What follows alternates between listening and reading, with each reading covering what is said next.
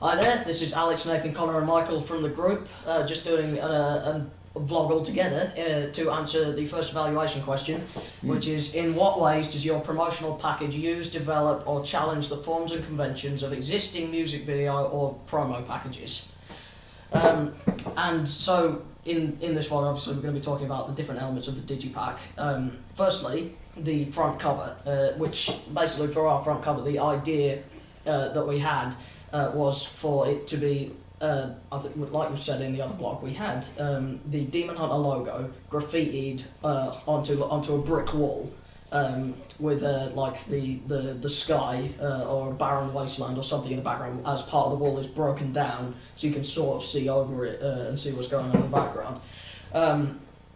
And so, like I said, in the actual thing, it ended up being this brick wall broken down at the side here, so you can see over and see a barren wasteland with dead trees and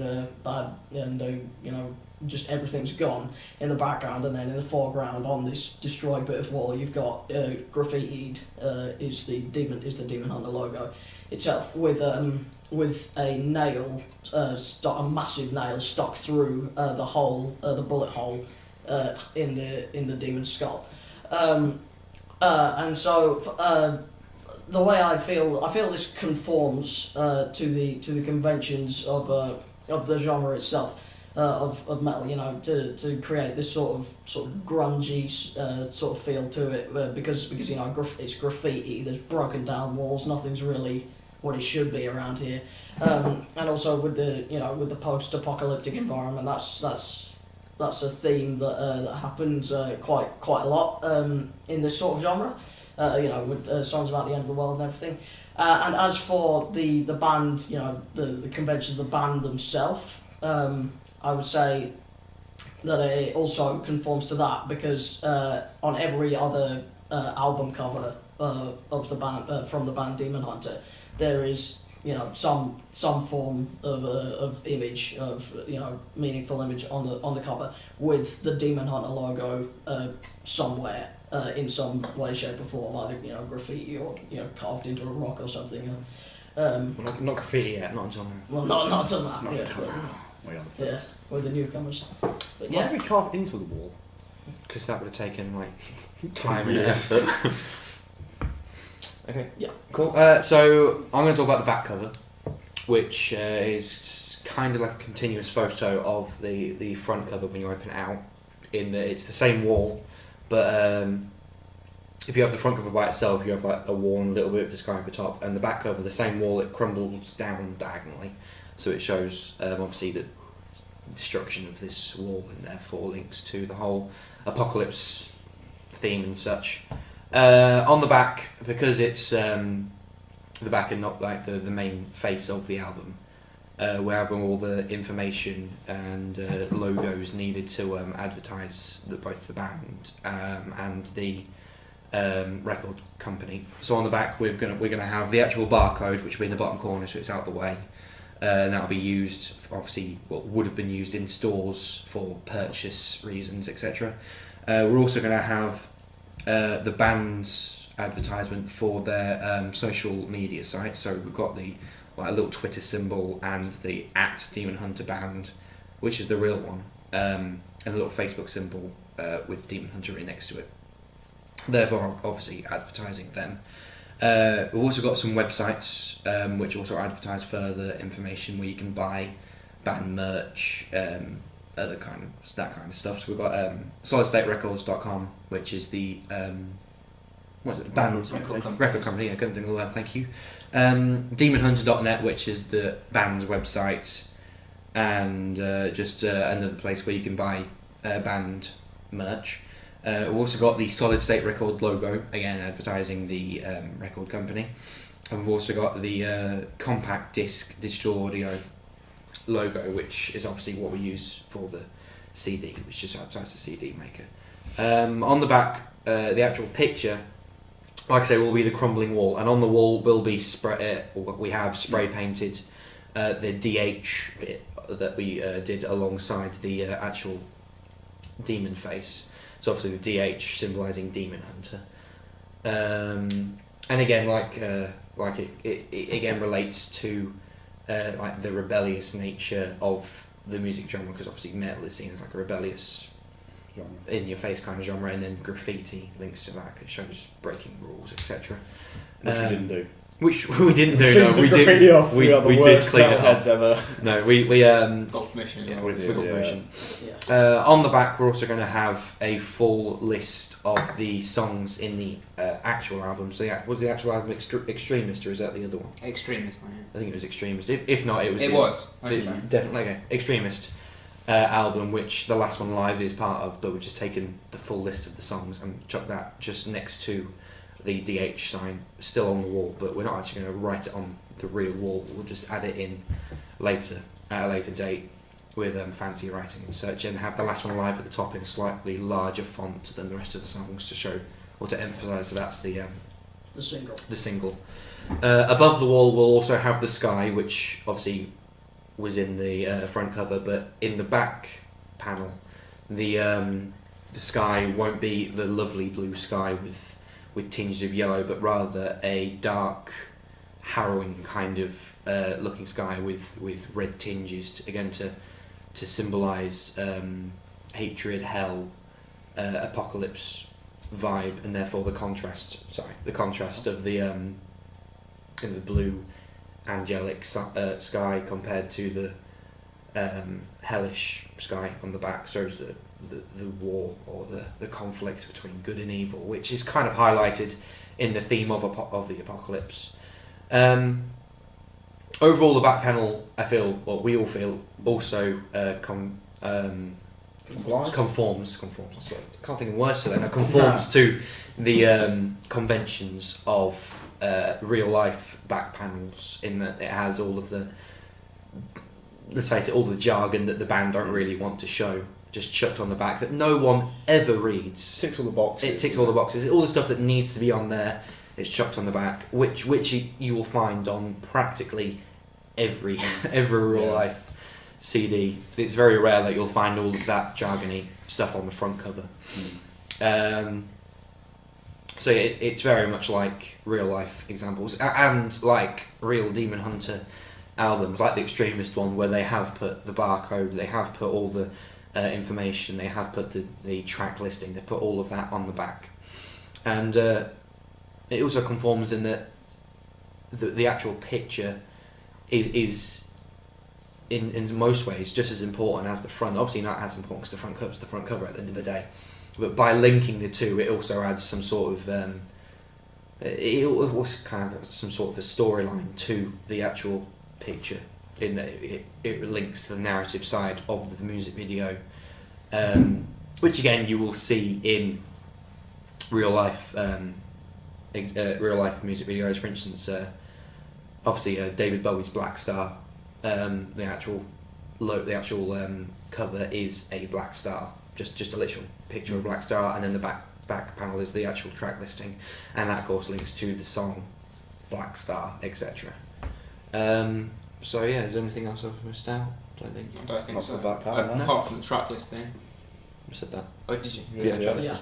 I'm not sure, again, if you mentioned it, but the reason that we wanted the blue sky and the grey sort of dark sky with the tints of white for the blue sky, representing heaven, and the red for the black sky representing evil, also it conforms to the convention, doesn't it? Because Demon Hunter are a Christian band. Yeah. So a lot of their themes. I thought it was like this too. Yeah, Christian metal bands are always like basically a main feature, either their lyrics featuring Christian ideologies or themes, basically written for that Christian audience, and they show that through their digipacks, like we've looked to do here through the tinges, which again show kind of hints at their beliefs, I guess, or symbolises their beliefs. Like you've probably noticed through it, a lot of it is conforming. A lot of what we've done conforms to the conventions of either digipacks, or in more specific terms, Christian metal or metal digipacks, and that's for a very good reason, because we found that with this specific subset of the audience. They really want a certain thing and they expect a certain digipack, don't they? Yeah. Like they're basically a very hardcore sort of dedicated and loyal set of fans, Yeah. and they know exactly what they want from this. And so we would want, as creators, you always create something for an audience, don't you? Yeah. So that's what you exactly want to Mm-hmm. make it with them in mind, and that's exactly what they want. Which is also why we went with the whole band logo on the front cover, because obviously exactly. the main audience of Demon Hunter is Demon Yeah. Hunters fans, and all of the other Demon Hunters. Did you? What are they called? Album cover. Album covers. I can't do that. All the album covers have the And same. merchandise as well. Yeah. Have the same logo in the middle, in the centre of the front cover. Mhm. And so, without deviating too much from that, we've took inspiration and done our own spin on it. Yeah. Again, conforming to the audience and the main themes of the actual band. Exactly, because they would expect that and they want that. So that's why we've conformed with the convention, basically. And also we think it looks quite effective. Oh yeah, it looks good as as well, well. That's obviously. always a good thing. Yeah. One area though that with my inside panel that I'm going to talk about now, with the band photo that we didn't conform to the convention, is the fact that we sort of flipped the stereotype and the convention of band photos in digipacks, in that we wore white shirts, didn't we? Yeah. We should probably mention as well, just before we keep going, that the panel Mike was referring to is when you open the album, the CD case, it's the panel on the left, and then on the right is the panel where the actual CD housing is. Yeah. So it's the panel on the left as you open it that Mike was Yeah, talking you open about. the CD, it's the one you basically look at straight away, and you've got the CD there, and when you obviously get the CD out, it's right on the left. A lot of CDs have a track listing on this one. Obviously we didn't follow that convention, we put it on the back, which is also a popular convention. Those tend to be the two main places they- you find they the track are, list is yeah. inside Yeah. left or on the back. Yeah, you don't often get on the front, do you? No. So basically, we didn't conform to the convention of having black shirts and black clothing, Yeah. and a very brooding. dark photo, because a lot of most of the metal photos that you get in digipacks conform to that convention of having black, dark clothing and costume with dark lighting, only illuminating the band members' faces often, to show a very sort of darkened, or again conform to the alternative sort of grungy, dark themed lyrics sort of image of metal, and so that's what they'd expect.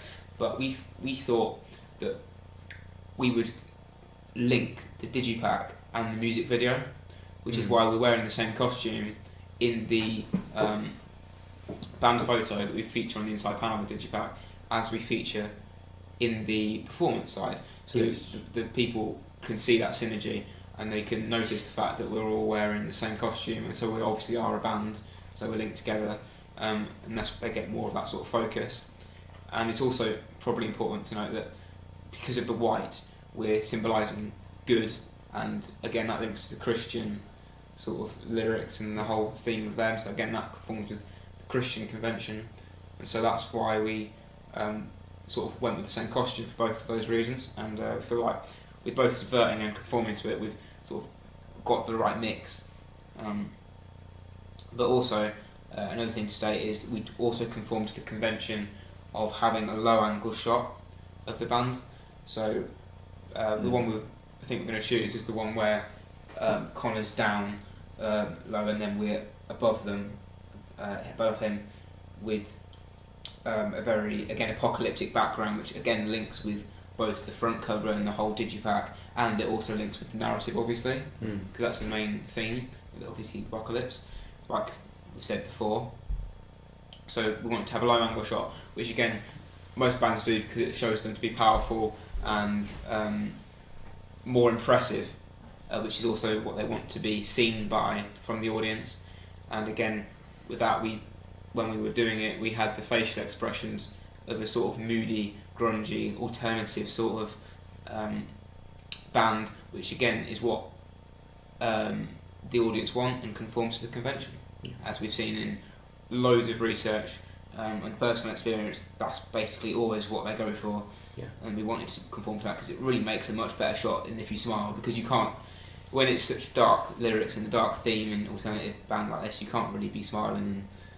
So it wouldn't work as a whole piece, especially around apocalyptic theme, if you're smiling and laughing. I mean, although originality is liked, obviously, and people like to have their own ideas, honestly, sticking with what is expected, what is the norm, in most cases just makes it even more professional looking. There's a lot of risk involved in having, it's going to sound really awful, but having your own ideas is quite literally frowned upon in terms of pictures and in those kind of aspects. And so sticking with the ideas we have, and the ideas and the concepts that, And they use it for a reason, don't they? they use it for a reason. The reason is solid, and so to deviate from that would just add unnecessary risk. It's because you're trying to appeal to an existing audience, isn't it? Exactly. You've got to kind of mix and match and put in the features that they want to see to kind of get your audience base, which is kind of what you're aiming for. Okay, so just the last panel then. Just the last panel. The last panel is the boring one, which is why we left it to the last. But it's the inside on the right, which is where the CD housing is. So you can't really see anything behind it unless you look incredibly closely. So we kind of took this in mind. There's no point putting kind of nice fancy graphics on something that ultimately your audience isn't really going to pay a lot of attention to, because the CD will be in there normally. Anyway. Yeah, the CD will be in there covering it, and when it's not, there's plastic and that kind of stuff in the way anyway. Tray, Yeah, exactly. It's the CD tray. So we're just going to stick with the plain brick wall behind there to keep it kind of in line with the rest of the digipack. Put a nice plain brick wall behind it. Then at least you lift the CD, there is something there, but it's nothing that you don't miss out on any content because there's plastic and that in the way. So it's kind of pretty simple, really. It kind of matches the rest of the digipack, matches the rest of the products, and kind of keeps in line nice and simple. But not a kind of not wasting the space, but not kind of overusing something that's really kind of Keeping things simple. Exactly. Yeah. Okay, so we've just finished talking about the digipack and how it conforms to real life conventions. And so, although it's very similar, we're just quickly going to go over more or less the same thing, but for the poster. Yeah. So if you. Yeah, of course. Yeah. So the poster that we've done matches the album cover and the digipack. It's the digipack for one, which is kind of one of the big conventions. Is everything stays in line. So when we were thinking about how we were going to design the poster, we thought that we had to keep everything in line, keep the kind of the synergy across all the different kind of areas. So the poster is essentially the same basic images as the album cover, the same Demon Hunter logo, etc. And it has the band name written across the top of the poster with a nice big logo, because that's kind of the pinnacle that kind of matches across all of the products, is the logo. It's easily identifiable with Demon Hunter, and it matches and it keeps things kind of nice and standardised. So we've got the band name, we've got the logo underneath, and then we've got the tour dates for the band as well are on the poster, and then we've got the Jug. Yeah, all the kind of the small print, if you like, is kind of at the bottom, because it's not stuff you want kind of right in the middle. It's not eye catching, it's not exciting. It just kind of has to be there most of the time. So that's kind of tucked away at the bottom. And we've done it that way to kind of keep it nice and simple, which is the same theme as the rest of the digipack. The album cover is all nice and simple, nice and laid out, kind of nice and straightforward. Because if you have you see products sometimes that everything's kind of dotted around, and if it takes too much effort to try and find kind of what you're looking at, then your customers will just move on. Which is kind of you want it to be kind of easy on the eye, quite eye catching, quite nice to look at. Otherwise, it's not gonna succeed. Not gonna succeed in its purpose. If people don't want to look at it or don't want to spend the time to find out what it's actually about, then it's not going to work as a poster, and therefore kind of is a bit pointless. So yeah, like I say, it also conforms to real life posters. Yes. In that, we've looked at a few real life examples, things you find in newspapers. There was one recently for the Muse UK tour. They finished doing in North America and they moved to the UK. They did one in Wembley, and there was one in the O2. It literally had Muse, and then it had a picture of I can't remember his name, but the main guy, and it had like at Wembley, blah blah blah. The front man. Yeah, and it linked to it had the Drones album cover logo kind of infused with it, and so that obviously because they are performing the Drones Set list. album set list along with their classics in this tour. So that's the kind of thing we're going for in there. It links to this album. It's simple but easy to identifiable, isn't it? You Yeah. know, as soon it's the same with the Muse poster. As soon as you look at it, you know what's going on. It only takes a couple of seconds, and you know exactly what you're looking at already. So. At the end of the day, the whole point of a poster is to advertise the band, Mhm. isn't it? Whether that be the album or the tour dates. And we felt like in metal posters, again, I've researched, I know these guys have a lot as well, they've researched quite a lot of metal posters to know the conventions as well, like we've said, and obviously we've done blogs on it and stuff, and the whole aim of these posters is either to, again, as I said, promote the album or promote the tour. And what we've done with ours is we've conformed to both of these conventions in that using the same synergy from the Digipack is both promoting the album in the Extremist album, isn't it? And it's promoting the tour dates as well, because we've got the tour dates written now. And again, like I've said, we want to conform with writing the tour dates. So again, I've looked at lots of examples, and they have specific ways they set it out. So in the writing of the Demon Hunter logo, we want to keep the synergy going across the different Digipack panels and stuff. So we're going to have the Demon Hunter written in quite a gnarly sort of grungy font to go along with the design of the skull. Well, yeah, just the way that they do it in their logo. Yeah. So again, it links against the band, so it conforms with the band's conventions, and we've got the whole that sort of image to go along with it and conform to it. Mhm. But the tour dates we wanted to have different, because again, I've looked at loads of different examples, and they have really stylized names from the bands and stylized images.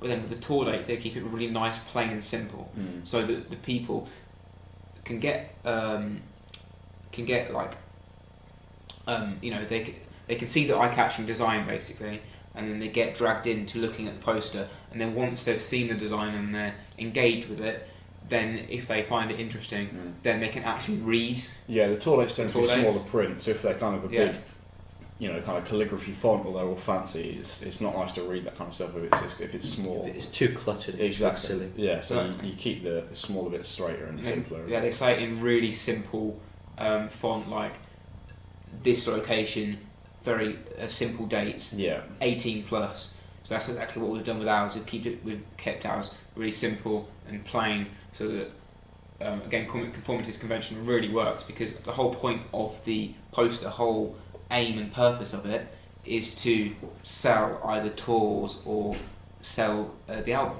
So Yeah. again, making this convention conform to it is exactly what we want to do because of that. And then having the social media links at the bottom, for example, again helps advertise and conforms to conventions that are so important in conveying the aims and the purpose of the posters. I don't know if anyone else wants to say any more. I think that's it. I mean, Yeah, I think it's just I'm gonna have to cut like a lot. 20 minutes worth of this video just to get it to upload without having it take like 18 hours. Well, let's stop chatting over the video and finish the vlog. Okay, thanks for watching, even though you didn't.